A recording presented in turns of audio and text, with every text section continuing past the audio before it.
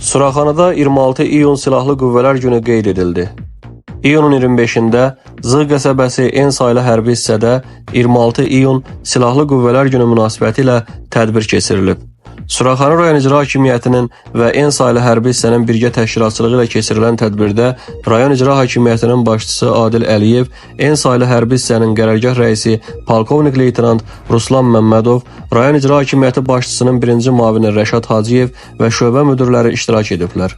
Xalqımızın ümumilli lideri Heydər Əliyevin və ölkəmizin ərazi bütövlüyü uğrunda şəhid olanların xatirəsi bir dəqiqəlik sükutla yad edildikdən sonra Azərbaycan Respublikasının dövlət himni səsləndirilib. Tədbirdə çıxış edən rayon icra hakimiyyətinin başçısı Adil Əliyev bütün hərbiçiləri 26 iyun Silahlı Qüvvələr Günü münasibətilə səmimi qəlbdən təbrik edib. Ölkəmizin müdafiə qüdrətinin artırılması naminə müqəddəs və şərəfli xidmətlərində onlara uğurlar diləyib. Azərbaycan Silahlı Qüvvələrinin yaranma tarixindən ümummilli lider Heydər Əliyevin ordu quruculuğundakı xidmətlərindən, son illərdə ordu quruculuğu sahəsində görülən işlərdən, o cümlədən Vətən müharibəsində qazandığımız şanlı zəfərdən bəhs edən rayon icra hakimiyyəti başçısı bildirib ki, Azərbaycan ordusu Prezident Müzəffər Ali Başkomandan Cənab İlham Əliyevin rəhbərliyi ilə Vətən müharibəsi ilə hərb tarixinin yeni və şanlı salnaməsini yazdı.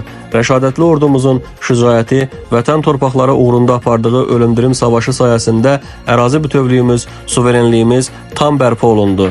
Haqq ədalət öz yerini tapdı.